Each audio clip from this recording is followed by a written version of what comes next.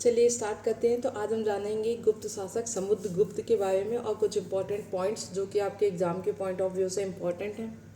तो देखते हैं।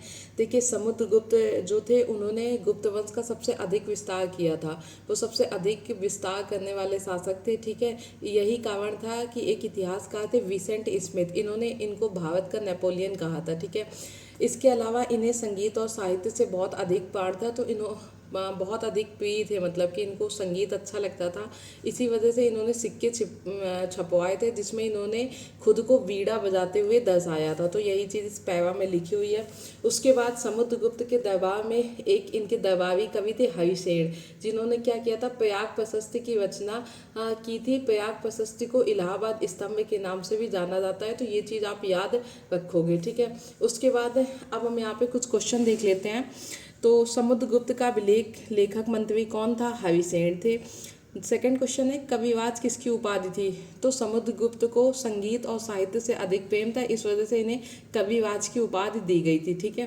नेक्स्ट क्वेश्चन है, हरिसेन किस पद पर थे? तो वो संधि विग्रह मंत्री थे, यानी जो भी इंपॉर्टेंट डिसीजन वगैरह होते थे वो हरिसेन ही लेते थे। फिर उसके बाद है, समुद्रगुप्त में दक्षिण में कौन सी नीति अपनाई थी? तो देखिए क्या था कि समुद्रगुप्त ने उत्तर भारत और दक्षिण भारत में राज्यों पर कब्जा करने के लिए दो तरह की नीति अपनाई थी। तो देखिए उन्होंने नॉर्थ में धवड़ीबंद मतलब कि पृथ्वी को बांधना, धवा को बांधना, और साउथ में ग्रहण मोक्षानुग्रह का मतलब है कि सबसे पहले आप किसी राज्य पे आक्रमण करो, उसे जीत लो, फिर अपने आधिपत्य में उस राजा को क्षमा करके उसे वो राज्य वापस कर दो और अपने अधिकार में उसे राज्य को चलाने की अनुमति दो। वही ये चीज़ लिखा है कि देखिए, ग्रहण शत्रु पर अधिकार, मोक्ष शत्रु को मुक्त करना, और उसके बाद राज्य को लौटा कर शत्रु पर दया करना कि आप मेरे ही अधीन अपने राज्य को खुशी खुशी चलाओ। तो ये उन्होंने दो तरह की नीति अपनाई थी, काफ़ी इंपॉर्टेंट है, तो आप याद रखोगे। नेक्स्ट देखते हैं, समुद्रगुप्त के बारे में जानकारी किससे प्राप्त होती है? तो अभी मैंने बताया कि उनके जो दरबारी कवि थे हरिसेन, उन्होंने प्रयाग प्रशस्ति की रचना की थी। तो प्रयाग प्रशस्ति में समुद्रगुप्त के राज्य के बारे में, उनके शासन कैसा रहा, उन्होंने कौन कौन सी नीति बनाई, इसका सारा उल्लेख आपको प्रयाग प्रशस्ति में मिलता है, ठीक है।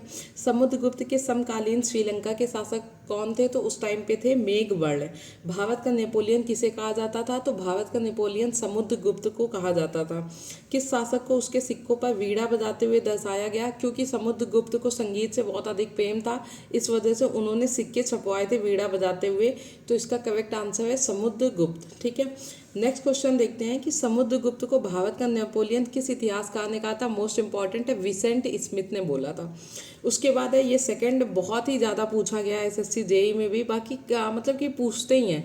चीनी यात्री फायान किसके दरबार में आया था? तो आपको याद रखना है, चंद्रगुप्त विक्रमादित्य के दरबार में आया था। विक्रमादित्य चंद्रगुप्त द्वितीय को क्या दिया था? उपाधि दी क्योंकि इन्होंने शकों को हराया था।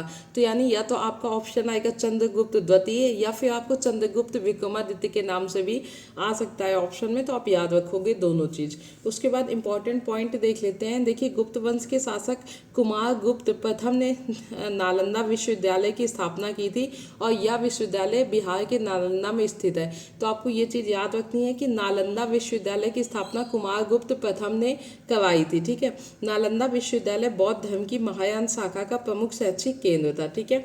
उसके बाद अब हम क्वेश्चन देख लेते हैं कि गुप्त वंश के शासकों में सर्वाधिक अभिलेख किस शासक के मिलते हैं? तो सबसे ज़्यादा अभिलेख कुमारगुप्त प्रथम ने लिखवाए, तो इसका करेक्ट ऑप्शन है कुमारगुप्त प्रथम, ठीक है। सेकंड देखते हैं कि गुप्त वंश के कुमारगुप्त ने अपने सिक्के पर किसकी आकृति मिलती है? तो मोर की। उन्होंने मोर छपवाया था अपने उसमें। जैसे समुद्रगुप्त को संगीत से प्रेम था, तो उन्होंने वीणा बजाते हुए स्वयं को सिक्कों में दर्शाया था। उसी तरह से कुमारगुप्त ने अपने सिक्कों पर मयूर की तस्वीर छपवाई थी, ठीक है। फिर उसके बाद है थर्ड, मंदसौर अभिलेख का संबंध किस शासक से है? तो मंदसौर अभिलेख का संबंध कुमारगुप्त प्रथम से है, मोस्ट इंपॉर्टेंट। गुप्त वंश का राज चिन्ह क्या था? ये भी कई बार पूछा जा चुका है। तो गुप्त वंश का राज चिन्ह क्या था? गरुड़। आगे देखते हैं,